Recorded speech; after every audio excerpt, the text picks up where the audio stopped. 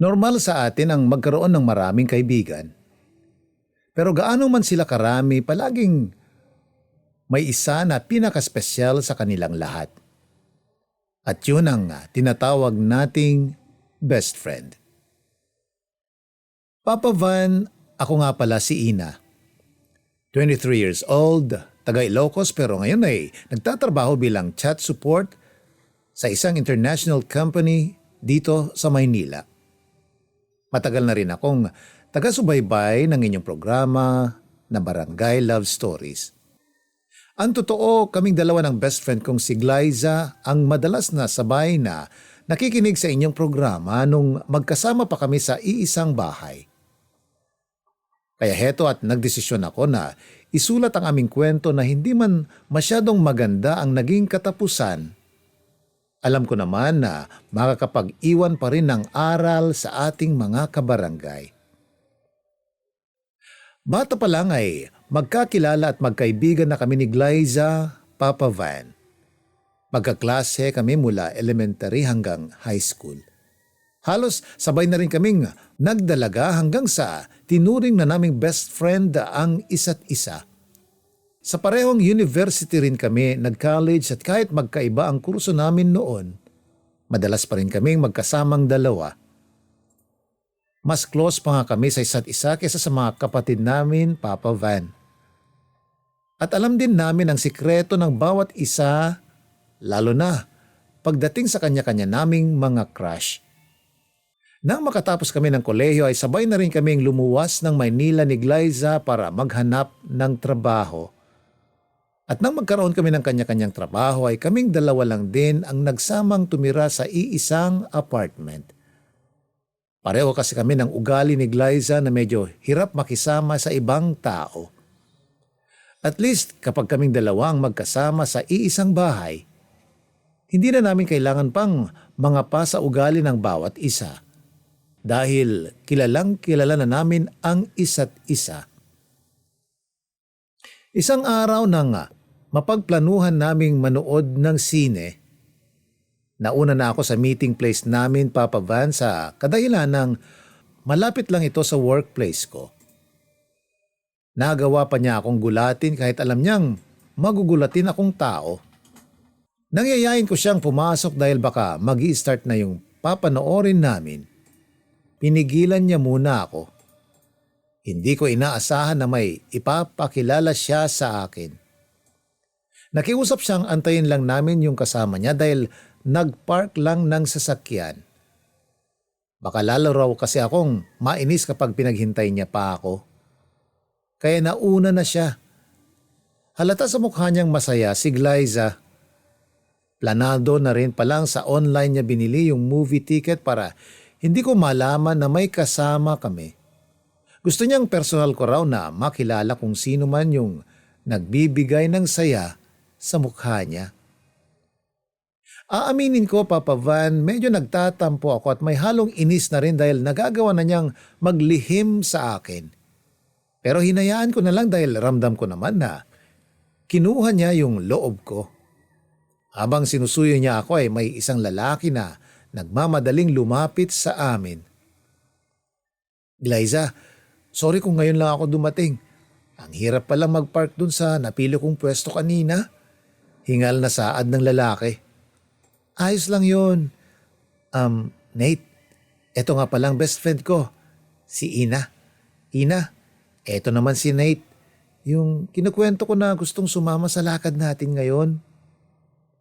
Hi Ina, nice to meet you. Agad namang bati ni Nate sa akin. Nang abutin na niya ang kamay ko ay mukhang naging pamilyar ang mukha niya sa akin. Agad kong tinanong kung magkakilala na kami dati. Noon pa lang sinabi sa akin ni Glyza na schoolmate pala namin siya dati. Oo. Natatandaan na kita. Ikaw ngayong sikat na soccer player ng college kami, Glyza. Yung chick boy na... Aray! Bakit mo naman ako siniko sa tagiliran, Glyza? Sabay hawak sa aking tagiliran. Medyo naging awkward ang pangyayaring yun kaya agad na lang kaming niyaya ni Glyza sa sinehan. Ngayon, siya naman na itong nagmamadali sa amin. Papa Van, may 2 taon na kaming magkasama sa Maynila noon ni Glyza nang ipakilala niya sa akin si Nate. Ang dati naming schoolmate na gwapo pero ultimate chick boy ng campus. Yun talaga ang tumatak sa isipan ko tungkol kay Nate kasi nga marami siyang naging ex-girlfriend na kaklase ko nung nag-aaral pa ako. Nang matapos ang panonood namin ng sine at nakauwi na kami sa inuupahan naming bahay ni Glyza, doon na niya kinento sa akin na may 2 linggo na pala silang nagkikita at nagkakausap ni Nate. Matagal na raw silang friends sa Facebook at si Nate daw ang unang nag-message sa kanya. Nagkita sila ng 1 beses na nasundan pa hanggang sa ligawan na siya ni Nate. Nang mga oras na yun ay hindi ko talaga gusto si Nate para kay Glyza, Papa Van. Kaya para mas makilala ko siya ay sumama ako sa mga date nilang 2 noon. Doon ko nakita na parang seryoso naman si Nate kay Glyza dahil mabait ito kapag kasama namin. Kaya naisip ko na baka mali lang ang first impression ko sa kanya. 1 buwan pa ang lumipas ay sinagot na ng best friend ko si Nate. Pero hindi naging tahimik ang relasyon nila dahil nakukwento sa akin ni Glyza na madalas silang nagtatalong 2. May pagkaselosa kasi si Glyza dahil na rin siguro alam niyang dating ang chick boy si Nate nung college days namin. Palagi ko namang sinasabi sa best friend ko na huwag masyadong higpitan si Nate lalo na kung wala naman siyang nakikitang ginagawa nitong masama. Hanggang sa ako na mismo ang nakakita ng kalokohang ginagawa ng boyfriend ng best friend ko, Papa Van. Nagkayayaan kaming gumimik ng mga katrabaho ko at sa loob ng isang bar ay nakita ko si Nate na may inaakbayang ibang babae. Sa galit ko ay kaagad ko siyang sinugod at pinakilala ko ang sarili ko sa babaeng kasama niya. Na best friend ako ng girlfriend niya. Nakita ko sa mukha ng babae na nagulat ito nang malamang may girlfriend si Nate. Marami pa sana akong gustong sabihin noon pero hinila na ako ni Nate palabas ng bar, Papa Van. Bitawan mo nga ako, Nate. Nasasaktan na ako. 1, sigaw ko sa kanya. O ayan, diyan ka magwala. Hindi yung para kang asong kahol ng kahol sa loob ng bar. Singhal niya sabay bitaw sa akin ng malakas na kulang na lang mapaupo ako. Paano ako hindi magwawala sa galit? Kitang-kita ko ang kalokohang ginagawa mong gago ka? Galaiting sagot ko. Habang patuloy ang mainit naming diskusyon sa labas ng bar, nagawa niya pang ipalusot ng pinsan niya raw ang babaeng kasakasama niya at wag daw itong pagsalitaan ng masama dahil wala akong katibayan sa mga bintang ko. Sino naman kaya ang maniniwala sa walang kwentang palusot niya? Kita na nga mismo ng 2 kong mga mata na halos maghalika na silang 2 bago ko sila lapitan. Kung nagagawa niyang bilugin ang utak ng best friend ko, huwag niya akong itulad sa kanya. Pinagtatanggol ko pa naman siya sa kaibigan ko nung una, pero nagkamali ako. Yun pala, dala-dala niya hanggang dito sa Maynila ang mga kagaguhang ginagawa niya sa mga nagiging girlfriend niya. Ang kapal rin talaga ng mukha niya, Papa Van, dahil hindi pa rin pala nagbago ang hinayupak na yun. Mula college hanggang ngayon, babaero at walang hiya pa rin siya. Hanggang sa hindi na rin siya nakatiis. Alam mo, Ina, hindi mo kasi ako naiintindihan. Hindi naman ako maghahanap ng ibang babae kung hindi nakakairita ang ugali ng best friend mo. Bulyaw niya sa akin. Ay wow, sinisi mo pa talaga si Glyza sa kagaguhan mo? Iba rin talagang kakapalan ng mukha mo, no? Balik ko sa kanya na pabulyaw dahil sa inis ko. Mahirap naman kasi talaga ispelingin ang ugali ng best friend mo. Palagi na lang moody at tamang hinala. Akala mo naman siya na ang pinakamagandang babae sa mundo. Dagdag niya na parang hindi nito girlfriend ang pinagsasabihan niya ng ganon. Ang akin naman, kung nahihirapan na siyang sakyan ng ugali ni Glyza, bakit hindi na lang siya makipag-break, di ba? Pinagdiinan pa niyang kaibigan ko pa raw ang humabol sa kanya noon. Pero hindi ako naniwala. Hindi na ako nakapagtimpi kaya sinampal ko siya ng malakas. Hindi na kasi ako natutuwa sa mga binibitawan niyang salita. Pansin kong akmang gaganti sana siya sa akin. Ano? Sasaktan mo ako? Sasampalin mo rin ako? Sasapakin mo ako? Sige, gawin mo. Ano? Palaban kong saad sa kanya. Kundi ka lang talaga babae. Kanina pa kita pinatulan. Anya na halatang nagpipigil ng galit. O di gawin mo. Wala namang pumipigil sa iyo ah. Palibhasa, duwag ka. At ang kaya mo lang gawin ay magpaikot at manloko ng mga babaeng nagkakagusto sa iyo. Huwag kang mag-alala. Makakarating kay Glyza ang lahat ng kalokohan na ginagawa mo ngayon. Kaya hindi mo na ulit mabibilog pa ang ulo ng best friend ko. Dagdag ko sabay alis sa harapan niya. Papa Van, marami pa sana akong gustong sabihin kay Nate noon. Pero dahil pinagtitinginan na kami ng mga tao sa labas ng bar, ay nagdesisyon na akong umalis na lang. Nag-text na lang ako sa mga katrabaho kong naiwan sa loob ng bar. Sinabi ko na sumama ang tiyan ko kaya umuwi na lang ako. Dinahilan ko na lang yon kahit nakita nila ang pagsugod ko noon kay Nate at sa babaeng kasama nito. Nang makauwi ako sa inuupahan naming bahay, ay kaagad kong sinabi kay Glyza ang nangyari sa bar. Sinabi kong lahat ng nakita ko pati na ang pagtatalo namin ni Nate.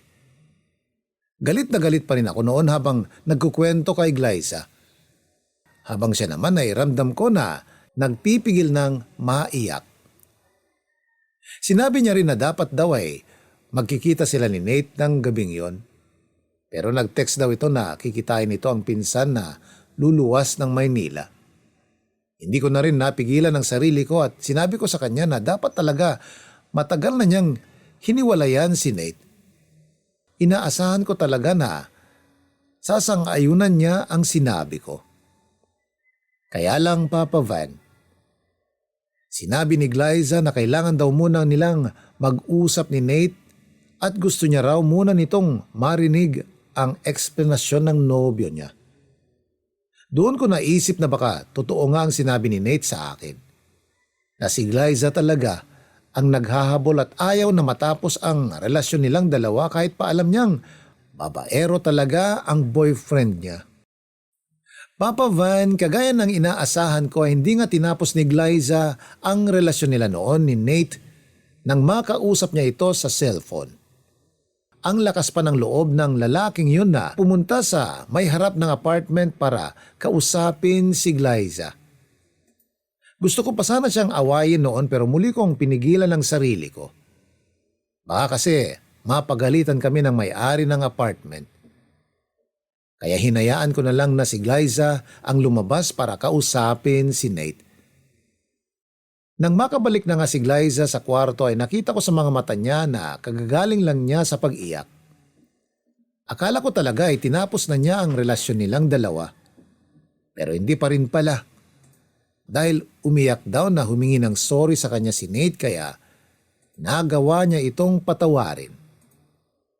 Mula ng gabing yun ay hindi na ako muli pang sumama sa date nilang dalawa. Hindi ko na kaya pang makipagplastikan kay Nate. At hindi na rin nagkwento pa si Glyza ng tungkol sa boyfriend niya dahil alam niyang maiinis lang ako. Lumipas ang ilang araw. Naging normal naman ang lahat. Hanggang sa isang gabi na late umuwi si Glyza at nadatnan niya akong kumakain.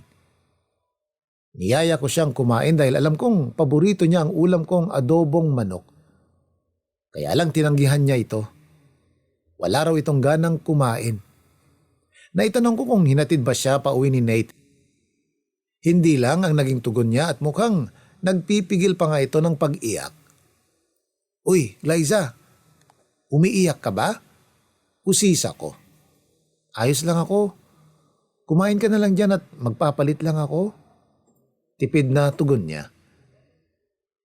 Dahil sa alam kong nagsisinungaling ang kaibigan ko, Papa Van, ay pinipilit ko siyang umamin. Alam kong may problema talaga. Nang hindi ko siya tinantanan ay agad siyang huminga ng malalim na sinabayan na ng pag-iyak.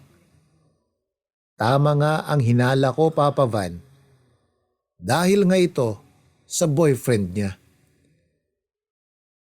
Kwento niya, nasa restroom si Nate nang biglang mag-ring ang phone ng nobyo niya. Wala raw itong balak na sagutin ang phone ni Nate kaso nakita niyang may babe na nakapangalan dito. Pagkasagot niya ay narinig nito ang boses ng babae. Napakahayop talaga ng lalaking yun. Kahit kailan yata, hindi na siya magbabago, Papa Van. Sabi ko nga sa sarili ko, buti at siya pa mismo ang nakahuli sa kagaguhan ng boyfriend niya. Kaya tama lang ang naging desisyon niya na makipaghiwalay na ito. Alam kong masakit sa part ng kaibigan ko yon. Pero tama lang ang ginawa niya kasi nagmumukha na siyang tanga. Dapat pa nga nung una pa lang ay hiniwalayan na niya ito. Hindi pa rin tumigil sa pag-iyak si Glyza. Pakiramdam daw niya ay hindi nito kakayanin na mawala sa buhay niya ang lalaking yon. Kaya hindi raw siya nakinig sa payo ko noon. Ramdam ko ang pagka-broken ng kaibigan ko. Kaya habang patuloy pa rin ang paghagulgol niya, ay dinamayan ko talaga siya. Nakikinig ako sa hinaing niya saka ako nagbibigay ng payo. Sinabi kong sa umpisa lang mahirap, pero magagawa niya pa rin kalimutan si Nate. Papa Van, hindi naman si Nate ang unang lalaking nakarelasyon ni Glyza. Pero ramdam ko noon na sa lahat ng mga nakarelasyon niya, kay Nate talaga siya pinaka nasaktan. Hindi ko rin alam kung bakit o kung ano bang meron kay Nate para mahalin ito ng sobra ng best friend ko. Wala pa namang 1 taon ang relasyon nila pero ang lalim na kaagad ng sugat na iniwan nito kay Glyza. Kaya naman ginampanan ko talaga ng bongga ang papel ko noon sa buhay ng best friend ko. At hindi ko siya hinayaan na malungkot at magmukmok sa tinutuluyan namin. Namamasyal kami kapag wala kaming pasok sa trabaho. Nagfo-food trip, nanonood ng sine at kung ano-ano pang activity para lang makamove on siya. May 3 linggo na ang nakakalipas noon nang mapansin kong nagsisimula na ulit sumigla si Glyza, Papa Van. Hanggang sa maisipan ko nang ireto siya sa isang katrabaho ko na matagal na ring single. Pumayag naman si Glyza na iset ko sila ng date ng katrabaho kong si Ace. Buong araw silang magkasama. At sinachat naman ako ni Glyza para i-update kung nasaan silang dalawa lalo na nang inabot na sila ng gabi. At natuwa talaga ako nang umuwi si Glyza sa apartment namin na masaya mula sa date nila ni Ace. Masaya na ako kapag nakikita kong masaya ang kaibigan ko, Papa Van.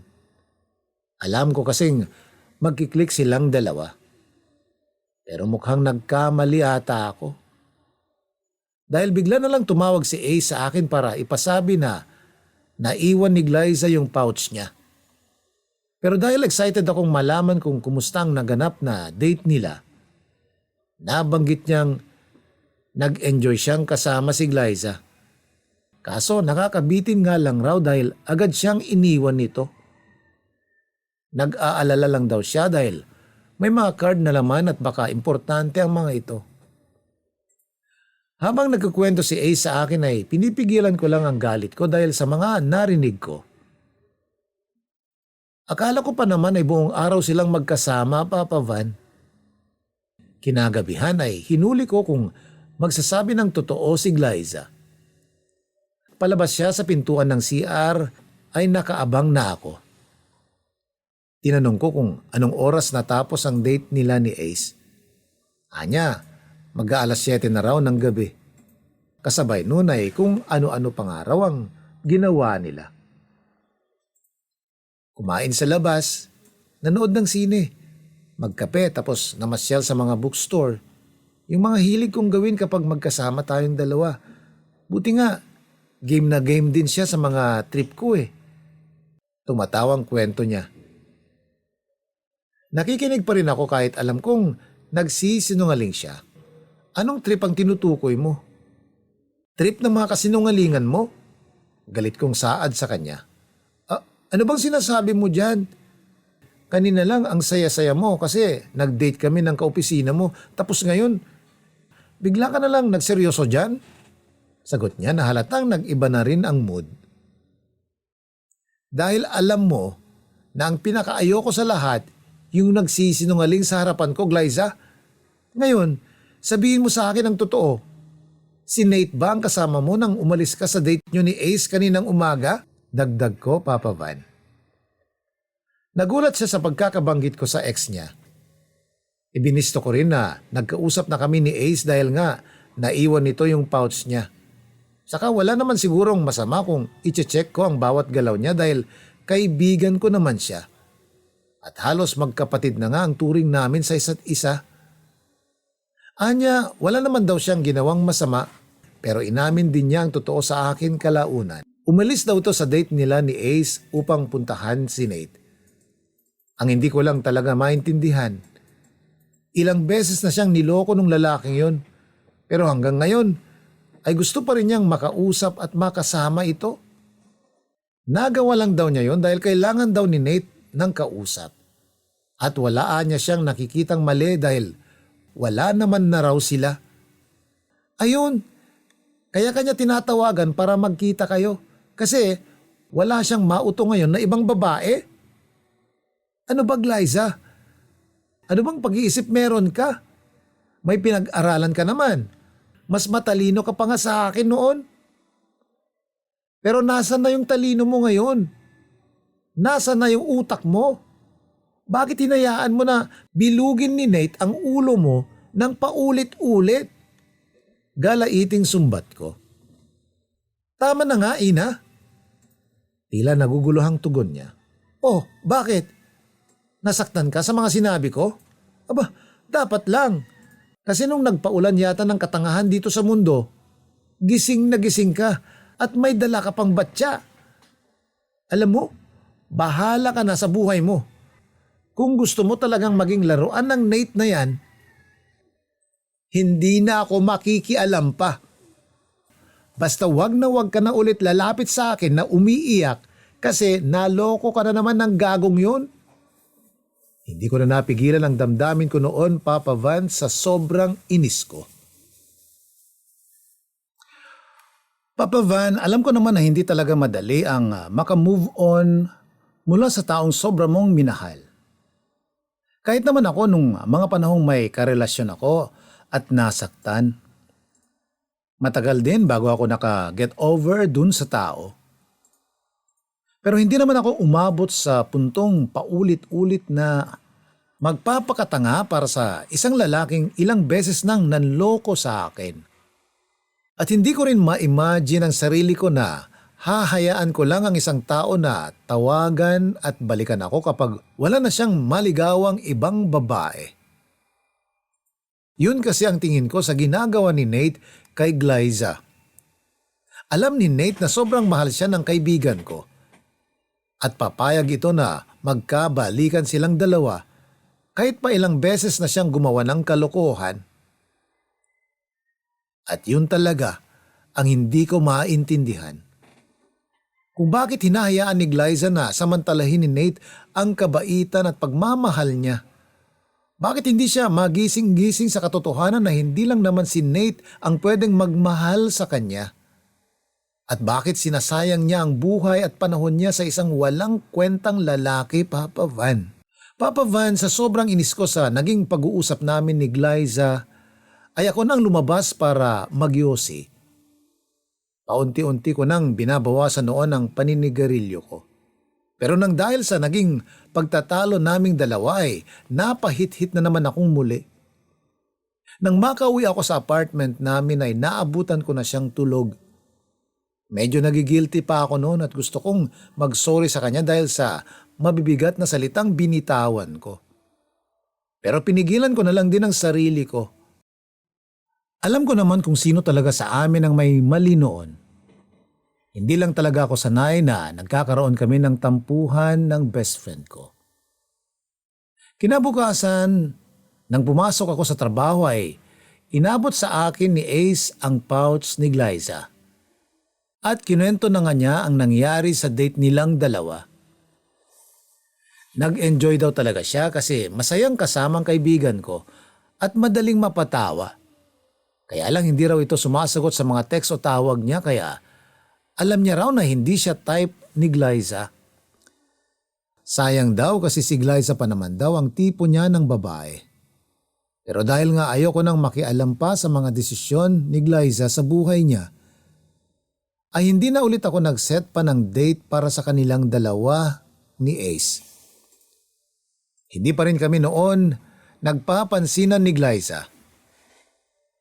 At ang nakakainis pa roon ay ang makita kong hinahatid siya ni Nate pauwi sa apartment namin. Kaya sinabi ko sa sarili ko na hindi ko nakakausapin pa si Glyza tungkol sa manloloko niyang boyfriend, Papa Van. Hanggang sa hindi ko inaasahan isang araw nang mag-cruise ang landas namin ni Nate sa isang restaurant. Hindi ko naman kasi alam na doon pala siya nagtatrabaho. Buti pa at naalala niya ako. Dahil sa kung ako ang tatanungin, sinong di makakalimot sa nakakairitang mukha niya? Gusto niyang magtawag ng ibang waiter dahil mukhang ayaw niya akong makausap sa pag-aakalang manggugulo ako. Pero pinigilan ko siya. Subukan niya akong umalis at makikita niya talaga ang gulong hinahanap niya. Hindi ko na rin napigilan ng sarili ko, Papa Van, na sabihan siyang cheap katulad ng menu nila. Nasira ang pagkakaibigan namin ni Glyza dahil sa kanya. Kung dito dumating sa buhay namin, baka hindi nasasaktan ang sobrang kaibigan ko at okay pa sana kaming dalawa. Habang umiinit na ang usapan namin ay prinangka ko na siya. Na bakit hindi niya nalang iwan ang kaibigan ko. Tinanong ko siya kung ano ba talaga ang trip niya kay Glyza. Porke alam niyang patay na patay siya sa kanya. Sinasamantala naman niya. Ina, FYI lang ha. Hindi ako ang nauunang mag-text o tumawag kay Glyza. Nakikipagkita lang ako sa kanya kapag nagmamakaawa na siya sa akin. Kasalanan ko pa pala ngayon na nagiging mabait ako sa kanya at pinagbibigyan ko siya. Nagtitimping niya. Grabe ka, Nate. Sobrang kapal talaga ng mukha mo. Sarkastik ang sabi ko. Mabait lang talaga ako dyan sa kaibigan mo. Sa totoo lang, ayoko na sanang makipagbalikan pa sa kanya. Ni ayoko siyang makasama pero siyang mapilit. Siya ang dikit ng dikit at pilit na pinagsisiksikan ng sarili. Dagdag pa niya. Sa sakit ng sinabi niya sa akin, Papa Van, ay hindi ko na napigilan ang sarili kong sampalin siya ng malakas. Sa pangyayaring yun ay nagulat ang mga customer nila pati mga katrabaho niya. Deserve niya yun. At yung sampal na yun ay para sa kaibigan ko.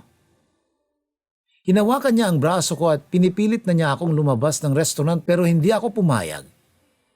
Binantaan ko siya na wag siyang lalapit-lapit sa kaibigan ko dahil kung hindi, guguluhin ko siya hanggang sa magkandaletse-letse ang buhay niya kagaya ng ginawa niya sa kaibigan ko. Palaban kong sambit sa kanya. Papa Van, alam ko na kulang pa ang sampal na ginawa ko kay Nate para sa mga sinabi niya sa kaibigan ko. Gusto ko pa sana siyang sabunutan at hagisan ng upuan pero hindi ko na ginawa. Nakita ko rin kasing palapit na sa amin ang guard ng restaurant, kaya ako na mismo ang kusang umalis. Nagpipigil na nga rin akong maluha dahil sa matinding galit na nararamdaman ko. Naiinis ako kasi parang ang liit ng tingin ni Nate sa best friend ko na sobrang pinapahalagahan ko. Kaya hindi talaga ako papayag na muli pa niyang mabilog ang ulo ni Glyza. Kung di ko mapatino ang best friend ko, ang manloloko niyang boyfriend ang susubukan kong patinuin. Hindi ko rin sinabi kay Glyza ang ginawa ko kay Nate, Papa Van. Dahil alam ko na lalong kaming mag-aaway dalawa. Hinayaan ko na lang din na hindi muna kami mag-uusap o magpansinan. Medyo mahirap nga ang sitwasyon na yon dahil magkasama pa kami sa iisang bahay. Pero naniniwala ako noon na lilipas din naman ang lahat ng sama ng loob namin sa isa't isa. Pag uwi ko ay agad akong sinalubong ni Glyza. Tinatanong kung nakausap ko si Nate, Papa Van, dahil sa hindi na raw nito sinasagot ang mga text at tawag niya. Siyempre ako, kinalma ko ang sarili ko at dininay ko ang nangyari. Alam kong nanggigigil na sa akin si Glyza dahil hindi ko sinasagot ang mga katanungan niya hanggang sa umiyak na siya sa harapan ko. Nag-aalala na raw ito kay Nate. Sabi ko naman, baka may bago na naman siyang kinalulukuhang babae kaya wala siyang oras sa kanya. Sa kabila ng kagustuhan kong siraan, si Nate ay nagawa pa niya itong ipagtanggol kahit ilang beses na siyang niloko. Ang pinagtataka niya lang ay kung bakit bigla na lang daw siyang nag-resign sa pinagtatrabahuhan niya. Tapos umalis na rin si Nate sa tinutuluyan nito. Alam mo, walang masamang mangyayari doon kay Nate. Dahil masamang damo yung lalaking yon. At kung may mangyari mang masama sa kanya, baka matuwa pa ako kasi sa wakas, kinarma na siya sa sama ng ugali niya. Mukhang hindi natuwa si Glyza sa sinabi ko. Napakasama ko raw magsalita ngayon. Sinasabi ko lang naman ang gusto kong sabihin. Na sana tuluyan ka na talagang layuan ng lalaking yun para matauhan ka na rin sa pagpapakatangang ginagawa mo sa kanya. Wala na akong nagawa, Papa Van, kundi aminin ang totoong nangyari dahil sa awa ko sa kaibigan ko. Sa ginagawa niya sa sarili niya dahil sa gagong yun. Ayokong nakikita na ginagawa siyang tanga ng ibang tao. Yung ginagamit lang siyang parausan ng lalaking yun. Yung tatawagan ka lang kapag wala siyang ibang babaeng nakakausap. Yung i-entertain ka lang kapag wala na siyang ibang natitikman. At yung sinasamantala lang niya ang pagpapakatanga at pagmamahal na binibigay mo kasi alam niyang mahal na mahal mo siya. Habang sinasabi ko yun sa kanya, Papa Van, ay patuloy pa rin ang pag-iyak ni Glyza. Wala raw akong karapatan na magdesisyon kung anong dapat niyang gawin. Natanong niya rin ako kung ayaw ko raw ba siyang maging masaya. Gusto ko raw ba talagang gawing miserable ang buhay niya? Hindi ko alam, Papa Van, kung bakit hindi maintindihan ng kaibigan ko yung intensyon ko. Ayaw ko lang naman siyang masaktan dahil sa manlolokong yon. Hindi niya alam na mas magiging miserable pa nga ang buhay niya kung patuloy niyang hahabulin ang walang hiyang lalaking yon. Kahit kailan, hindi mo ako maiintindihan, Ina. Dahil hindi mo pa naman nagagawang magmahal ng kagaya ng pagmamahal ko para kay Nate. Palibhasa ang tigas ng puso mo. Kaya walang tumatagal na lalaki sa'yo. Huwag mo akong igaya sa'yo na handang magpakatandang dalaga. Dahil ngayong nakita ko ng lalaking magpapasaya sa akin, hindi na ako papayag na mawala siya. Kaya tigil-tigilan mo na ang pangingialam sa buhay ko, Ina. Bulyaw niya sa akin habang patuloy siya sa pag-iyak. Ayoko nang i-explain ang side ko, Papa Van. Kaya nasampal ko na lang siya ng malakas. Kung magiging ganyan lang din namang patapon ang buhay ko, pues mas gugustuhin ko na lang mag-isa sa buhay kaysa makasamang isang manlolokong kagaya niya. Kailan ka ba talaga matatauhan, Glyza? Hindi tayo pinag-aral ng mga magulang natin para lang sayangin ang buhay natin at magpakatanga sa mga walang kwentang tao? Alam mo, nakakapagod ka na eh. Nakakapagod ka ng pakisamahan at tulungan. Tama ka, kaibigan mo lang naman ako. At ang isang kaibigan, walang karapatan na manghimasok sa buhay ng ibang tao. Kaya simula sa araw na to, magkanya-kanya na lang tayo, Glyza. Singhal ko sa kanya. Papa Van, may ilang saglit pa kaming nagsigawan ni Glyza dahil ayaw niya talagang magpatalo. Ayaw niyang aminin na may mali talaga sa ginagawa niya. Paulit-ulit niyang sinasabi na nagmamahal lang siya at hindi ko naiintindihan ang ginagawa niya. Sa puntong yon ay sumuko na ako, Papa Van. Dahil ramdam ko na sarado na ang isip ni Glyza kahit anong eksplanasyon pa ang sabihin ko sa kanya. Kaya hindi na ako nagdalawang isip pa na iimpake ang lahat ng mga gamit ko. Hindi naman ako pinigilan noon ni Glyza. Tumawag ako sa isang katrabaho kong babae at tinanong kung pwedeng makituloy muna ako sa kanila. Pumayag naman siya kaya nag-book na rin ako ng sasakyan noon. Dahil konti lang din ang mga gamit ko ay hindi na ako nahirapang umalis. Nang makarating ako sa bahay ng kaopisina kong babae ay naiiyak ako sa inis habang nagkukwento sa kanya ng nangyari sa amin ni Glyza. Sinabi ko na hindi ko na kaya pang tiisin ang ginagawa ni Glyza sa sarili niya. Oo, magkaibigan lang kaming dalawa. Pero higit pa doon ang turing ko sa kanya. Para sa akin, Papa Van, parang nakababata ko ng kapatid si Glyza. At nasasaktan ako kapag nakikita kong hinahayaan niyang magpakababa para sa ibang tao. Pero mukhang hindi niya nakikita yon at minamasama niya pa ang ginagawa kong pag-aalala sa kanya. Mula noon, Papa Van, hindi na kami nag-usap pa ni Glyza. Nakahanap na rin ako ng solong apartment at doon na ako nakatira ngayon. Ako na rin mismo ang nag-block sa kanya sa mga social media account ko. Dahil isang linggo lang ang lumipas mula nang umalis ako sa apartment namin, ay nakita ko na muli pa silang nagkabalikan, dalawa ni Nate. Sobrang nanggigigil talaga ako sa inis noon at gusto ko sanang sugurin at awayin ulit si Nate. Pero hindi ko na lang ginawa. Pakiramdam ko kasi ay ako lang din ang lalabas na mali at masama sa huli. Halos 2 taon na rin kaming hindi nag-uusap ni Glyza ngayon. Wala na akong masyadong balita sa kanya, Papa Van. Nakablock pa rin siya sa mga social media accounts ko.